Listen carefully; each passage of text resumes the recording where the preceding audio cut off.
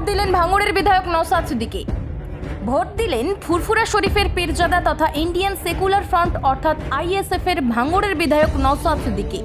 সাত সকালে বাড়ি থেকে বার হয়ে নিজের গাড়িতে করে দেহরক্ষীদের সঙ্গে নিয়ে ফুরফুরা হাই মাদ্রাসা ভোট কেন্দ্রে গেলেন নওশাদ সিদ্দিকী। ভোট কেন্দ্রে প্রবেশ করে লাইনে থাকা ভোটারদের সঙ্গে খোশ মেজাজে কথা বলতে দেখাও যায় নওশাদ সিদ্দিকীকে। হাসি মুখে ভোট কেন্দ্রে প্রবেশ করে ভোট দিয়ে বার হয়ে সাংবাদিকদের মুখোমুখি হয়ে বিধায়ক নওশাদ সিদ্দিকী বলেন, কি মনে হচ্ছে এই নির্বাচন? দেখুন, আমি চাইবো সারাদিন শান্তিপূর্ণ নির্বাচন হোক। মানুষ তার মতামতের জায়গা স্বাধীনভাবে দিক। মানুষ যাকে চাইবে, সংখ্যাগরিষ্ঠ মানুষ যাকে চাইবে সে পার্লামেন্টে যাবে, কিন্তু ভোট নিয়ে হানাহানি হবে না আশা করব। নির্বাচন কমিশন সেটা ইনশিওর করবে প্রতিটা মানুষ যাতে সুষ্ঠুভাবে ভোট দিতে পারে। আমি আসলাম, সুষ্ঠুভাবে ভোট দিলাম, আমার ভোট অবশ্যই খামচিহ্নের পক্ষে গিয়েছে।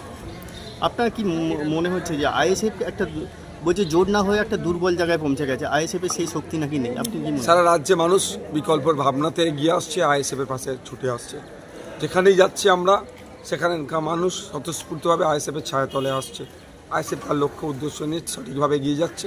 হ্যাঁ, যাওয়ার পথে যদি কেউ আইএসএফের সাথে হাত মিলাতে চায়, বিজেপি তৃণমূলকে পরাস্ত করার জন্য তাদের সাথে হাত মিলাতে প্রস্তুত আছি, কিন্তু আত্মসম্মান বিকিয়ে দিয়ে নয়, আত্মসম্মান বজায় রেখে যে কোনো জোটে আমরা যেতে রাজি আছি বিজেপি তৃণমূলকে হারাতে।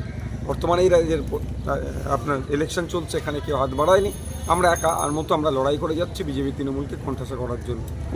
আপনার শখের গাড়িটি আপনি সার্ভিস করতে চান, চলে আসুন A to Z কার শোরুমে। সব ধরনের ফোর হুইলার, আধুনিক উন্নত মেশিন সহ অভিজ্ঞ মিস্ত্রি দ্বারা পালিশ করানো হয়। কলকাতা বা নিউ টাউনে থেকে কম খরচে সার্ভিস করতে পারবেন। ঠিকানা ভাঙড়ে Hatishala 6 lane K1 bus stand. যোগাযোগ 9832362414 নম্বরে।